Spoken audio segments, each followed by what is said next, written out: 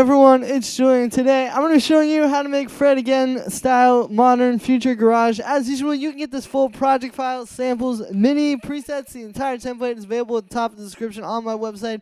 Definitely go grab that. It's a really great value. You get this extremely high quality template. Probably the best future garage template on the market, if you're asking me. It's all available at the top of the description. Thank you so much for the support, guys. Every little bit helps, and it helps support you guys, because I promise once you grab this, you will make the best music of your life. Today, it's right here in front of you. All you have to do is go and grab it. Links at the top of the description. Thanks for the support, guys, and let's dive in. All right, so we're at 132 BPM, and the first thing we have up here is a bit of experimental bass design.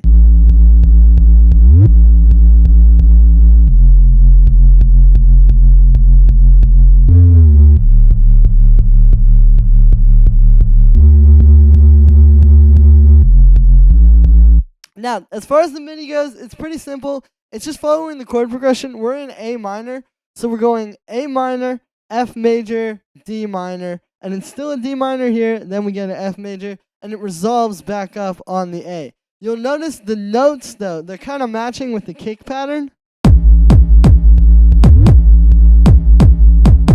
Right? It's kind of like one groove. And this is working together with the kick pattern, but also with the way we made the sound. So this is the sound I was hearing in a lot of the Fred Again tracks, and I believe what he's doing to make this is it's an 808, like a hip-hop 808 sample, right, that you would use in the trap beat.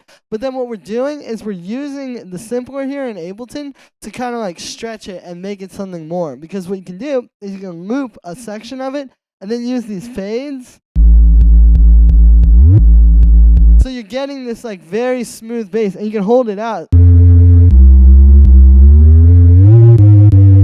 as long as you want to now, versus a normal 808 is just kind of like short like that. And it creates this nice movement. It's almost like a respace.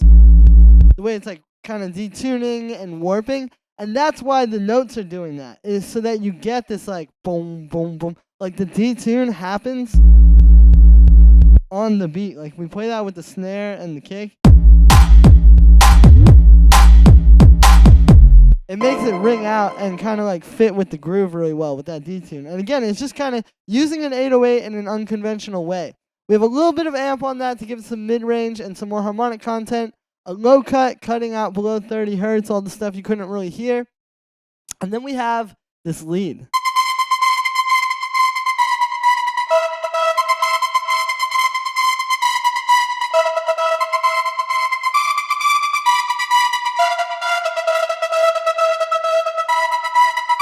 Now, musically here, again, we're in the key of A minor, so we're doing this kind of thing where it's like, if you hear it with the chord progression, it really works.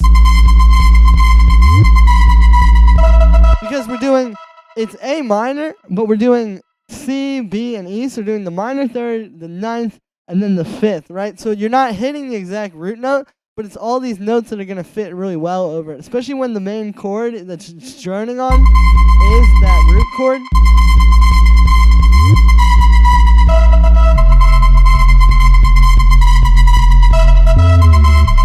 Right, so it's like this very simple musical thing inside of that A minor scale, but it's just the way that it's contrasting against the bass line.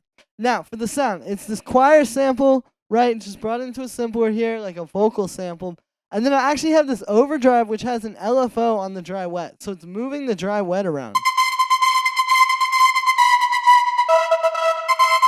I can hear that's kind of like the morphing timbre that you hear over this, so that it's not just the same thing, like over and over. Because when I was studying, you know, these are obviously used, this kind of lead is used a lot in these tracks. I don't think it's just like sitting in the same place the whole time, though. I think it needs to have something like that that's moving and changing the sound. Then we have this gate. So what we're doing here is we're creating the trance gate sound. If I turn that off, see, without that, it's literally just long held out notes. But then what we're doing is we're side chaining this gate to this operator down here, which is just some white noise doing this pattern, right? It's these like kind of short 16th notes and then a longer 8th note. And then when you sidechain with a gate, you can hear it gives you that pattern. So it's a great way to get that kind of like sequence trance gate lead. We've got a bit of delay, a bit of reverb, and then a high pass filter. And then the last synth that we have here, surprisingly enough, is this pad.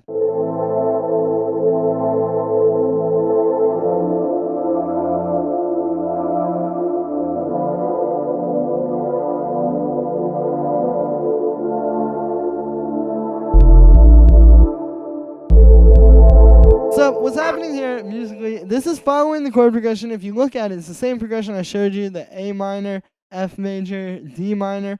But then it's really the notes we play on top. Like here, okay, so here, for example, we have really just the A minor chord. It's the root note, the fifth, the third, and then another root note. But then here already we're playing like, you know, for example, this is going to F. So then I have another F up here, which is just an octave of the root note. But then you're also getting that movement where it's going, right? Like into that next chord, kind of resolving that. And then here, you know, it's really just like melody notes. And then that, like, at the end, again, it really is just very much creating these like melody chords. Like it's figure out the root notes of the chord progression, put in a few notes from that chord progression, and then add notes that are all in that basic scale on top of it, and that's going to give you this like very flavorful kind of like nice musical thing. But the sound here is made with analog. It's 2 saw waves an octave apart. You know, it's this deep sound where they're being low pass the whole time. There's a little bit of an LFO to move it. But you really just want that nice deep pad that's going to fit really well underneath the other instruments. Right, like with that lead being so harmonically rich, having this be a bit deeper works really well. So we got that, amp envelopes like that. We got a bit of vibrato and unison. I have the unison voices turned up to 4. We've got a bit of chorus, a bit of reverb, a high pass filter, and then we move on to the drums, starting with the main drum groove.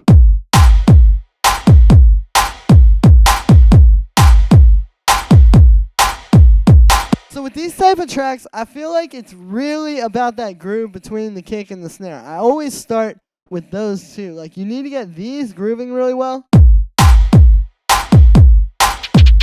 And then all that background percussion will work. So starting with the snare, it's 2 layers. We have this one, like a very dry one. You can say convert it to mono too. And then we have this one, which is actually this break beat that I chopped just the snare out of it. You can see I made it shorter with the amp envelope. I high passed it. This is getting converted to mono as well, because sometimes these can have weird stereo stuff. And then there's some reverb.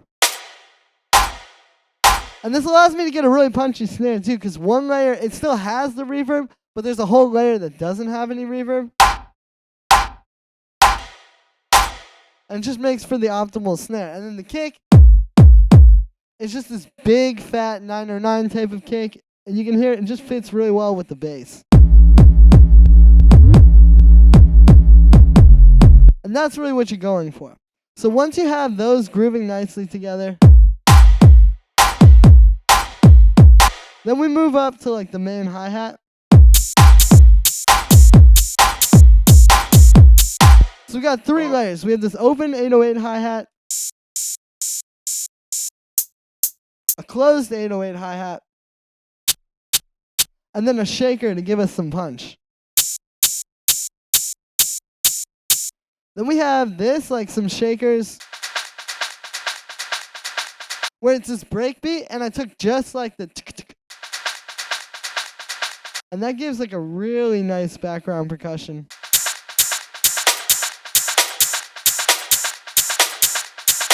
We have a little shaker. And then the last thing down here is this little shaker just pops in the middle. So if I play you the whole drums, you'll really be able to hear it. Right? It's just this little kind of like a Future Garage thing. It's easy to do. You just have to have the whole main groove sounding really good, and then that little over top will sound really nice. The last percussion element I have here is actually these 2 breakbeats.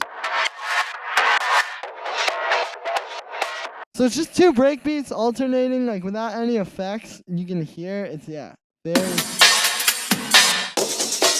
Right? But then what's happening is we've got this filter with a quarter note LFO opening up, going into a distortion. So just the filter, and then the overdrive. So it just gives you this like insane background percussion, right? And then what we're doing to keep it under control is 3 things. We're sidechaining it to the snare, we're sidechaining it to the kick, and then we're high passing it. Those 3 things will keep this from taking over the whole drums, and it can just sit really well.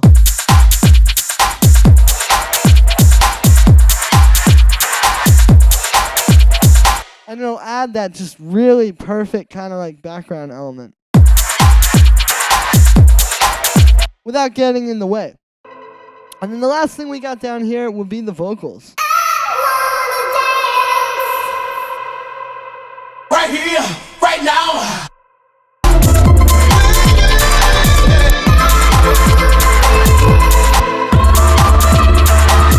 So the main thing I'd say about the vocals, you know, there's like 3 different ones here. There's one which is super reverbed out, right? Which you definitely want a bit of that. But then I made sure to contrast it, and the next vocal that comes in, right here, right now, it's still sick. It's super in key. It works really well musically with what's already happening. But then the next one right here that comes in is gonna be super dry. right here, right now, Right? Like, so you're getting that really reverbed one, right here, and then something dry. You don't want to have both be super like wet like that. And then this one's got a little bit of delay, but we're still kind of letting it rock. And then another super reverbed out one. It's really just understanding that contrast and where to use a lot of reverb and stuff. And then again, just like really good vocal samples. Like this one that hits right at the start. right here, right now. Like these are really well placed vocals over top of all of this. And I think that's a key to this style. It's not really like that hard to do the vocals. It's just hard to find really good vocals that are going to really complement your track. Right here, right now.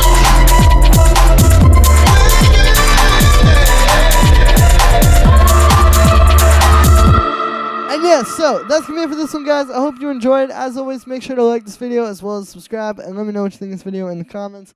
Like I said in the beginning, you can get this full project file, samples, MIDI, presets, everything from this video is available at the top of the description on my website. Definitely go grab that. It's something you can do right now. I promise you'll make the best music of your life. Today, with this, it is a no-brainer. Click that link in the top of the description. It helps support me a lot, but it's really about creating the best resources on the market so we can all get better. And I can put some time in studying this stuff. You can grab the template and make the best tracks of your life. We all benefit. Thank you so much for the support, everybody, and I'll see you tomorrow with another video.